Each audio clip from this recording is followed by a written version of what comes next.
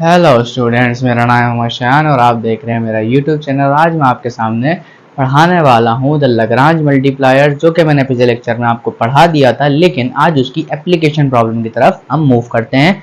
आज छोटा सा एक प्रॉब्लम करेंगे ताकि हमें समझ में आए कि एप्लीकेशन को भी डील करना हमें आना चाहिए। तो फटाफट से आइए सवाल को पढ़ते हैं बगैर टाइम ज़ाया किए। कहता है we need to build a rectangular picnic area. हमें एक पिकनिक एरिया बनाना है जो कि रेक्टेंगुलर शेप का होगा, ठीक है। With total area 5000 square yards, मतलब उसका जो एरिया अंदर का होना चाहिए वो 5000 स्क्वायर यार्ड्स होना चाहिए। और मुझे फेंसिंग उसको सजाना है, एक पार्क को सजाना है रेक्टेंगुलर शेप में।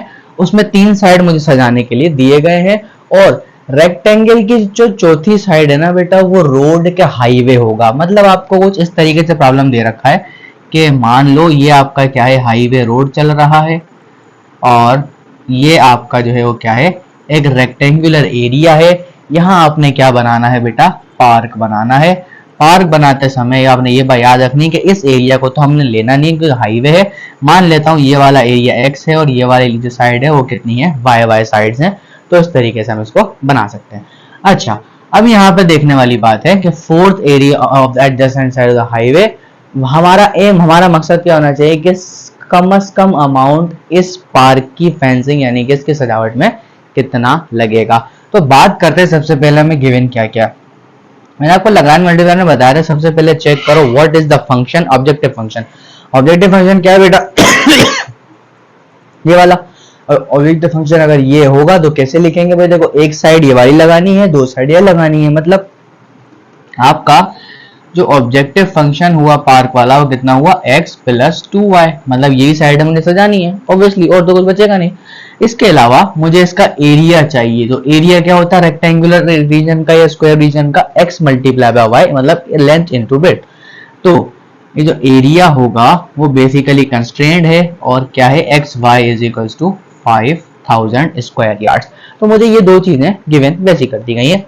अब मुझे इसका इस्तेमाल करके लाग्रांज मल्टीप्लायर के अंदर रखना है, तब मैं इसका लाग्रांजियन फंक्शन आराम से बना सकता हूँ। बेटा ये मेरे पास क्या है, ऑब्जेक्टिव फंक्शन है और ये मेरे पास क्या है बेटा, कंस्ट्रेंट है।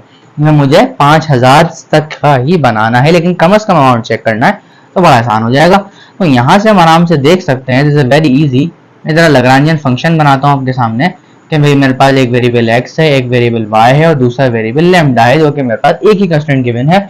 तो बराबर बेटा किसके होता है, आपके पास जो फंक्शन है उसके, फंक्शन कितना है बेटा, x प्लस 2y एंड क्या होता है आपके पास, प्लस लगाओ या माइनस लगाओ। मैं यहाँ माइनस का यूज करता हूँ, मैंने कहा देखो लैम्डा और आपका जो कंस्ट्रेंट है उसको लिख दोगे एक्स वाई माइनस 5000 और ये आपका लाग्रांजियन फंक्शन तैयार हो गया। होने के बाद आपने क्या करना होता है, लाग्रांजियन फंक्शन का डेरिवेटिव लेना होता है और ईच वेरिएबल x के रिस्पेक्ट में लूंगा तो बेटा कितना बचेगा, यहाँ बचेगा आपके पास 1 और यहाँ बचेगा आपके पास माइनस, और इसका derivative with respect to x लेंगे तो क्या बचना चाहिए, बचना चाहिए माइनस का लैम्डा y। तो इसी तरीके से आपने क्या लेना है, लाग्रांज का derivative with respect to y लेना है। y लोगे तो बेटा कितना बचेगा 2 और यहाँ से कितना आ जाएगा 2 माइनस लैम्डा y आ जाएगा। और इसी तरीके से आपने इसी का derivative with respect to lambda parameter ले लेना है। कितना आ जाएगा बेटा, माइनस का एक्स वाई माइनस 5000 और ये आपका डेरिवेटिव आ जाएगा। आने के बाद आप क्या करते हो, सबको जीरो के बराबर रख लेते हो। उसका मतलब क्या हुआ कि 1 माइनस लैम्डा वाई भी जीरो होगा, इसी तरीके से 2 माइनस लैम्डा वाई भी जीरो होगा और लास्ट तरीके से एक्स वाई माइनस 5000 भी कितना होगा, जीरो होगा। ये तीन इक्वेशन है। अब इनको सिस्टम को सॉल्व कर लेते हैं। मैं देखो अगर यहाँ से बात की जाए, मैंने कहा 1 is equal to lambda y हो सकता है और 2 इज इक्वल टू लैम्डा, और यहाँ पर कितना होगा लैम्डा वाई। यहाँ पर मैंने x के रिस्पेक्ट में डेरिवेटिव लिया था तो यहाँ पर जो है वो 1 आया, और यहाँ पे मैंने y के रिस्पेक्ट में डेरिवेटिव लिया था तो यहाँ पर कितना आएगा, x आएगा। बेटा थोड़ा यहाँ पे गौर करना, यहाँ पे आएगा x।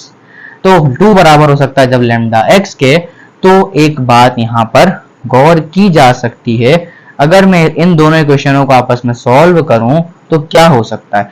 तो अगर मैं y को नीचे लेकर आ जाऊं, देखो बेटा 1 upon y is equal to lambda, and नीचे वाली इक्वेशन में से बात करूं lambda is equal to 2 upon x, तो मतलब लैम्डा लैम्डा को कंपेयर करवा सकता हूं। तो मतलब क्या बचेगा, 1 upon y is equal to 2 upon x and nothing but equal to 2 upon x and equal to 1 over Y.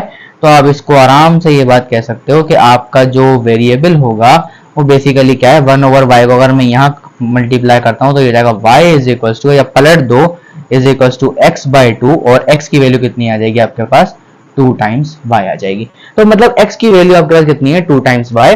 अगर आपके पास ये वैल्यू है तो आप अपने कंस्ट्रेंट में पुट करके वैल्यू निकाल सकते हो। मैंने कहा अब इसके अंदर मैं इसको पुट कर देता हूँ। मैंने कहा देखो x इंटू वाई का मतलब क्या होगा, 2y मैंने यहाँ पर रखा है तो कितना आ जाएगा 2y²।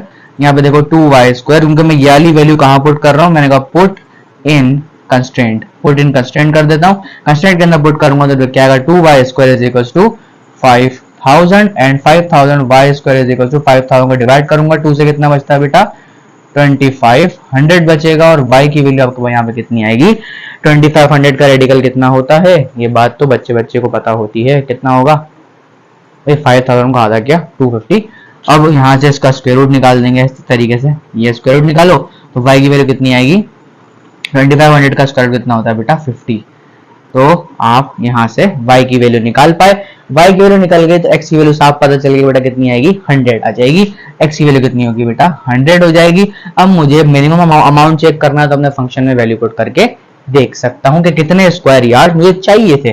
तो मैं यहाँ पुट करके देख लेता हूँ। मैंने कहा देखो मेरे पास वैल्यू आ चुकी है, इस x की वैल्यू में यहाँ 100 पुट करता हूँ। मैंने कहा 100 प्लस 2 टाइम्स 50, इसका मतलब सिंपल सी बात करें तो मुझे 200 स्क्वायर यार्ड्स के ऊपर अपनी फेंसिंग करनी पड़ेगी। मिनिमम अमाउंट मेरे पास ये होगा। तो उम्मीद करता हूँ समझ आ रहा होगा। इसका मतलब साफ है कि आपने x वाली साइड पर 100 मीटर पे फेंसिंग करनी है और y वाले साइड पर 50 मीटर्स पर फेंसिंग करनी है। आपका काम तो आराम से हो जाएगा। तो उम्मीद करता हूँ समझ में आ गया होगा। तो ये बेसिकली हम आज एक ही प्रॉब्लम करेंगे ताकि आपको आसानी से आहिस्ता आहिस्ता समझ में आता जाए। तब तक के लिए हाफिज़, मिलते हैं आपके साथ नेक्स्ट लेक्चर में। और यहाँ पर आप कमेंट लाइक करते रहिए ताकि मैं आपके सामने और भी अच्छे लेक्चर्स लेकर आ सकूँ। तब तक के लिए हाफिज़, बाय बाय।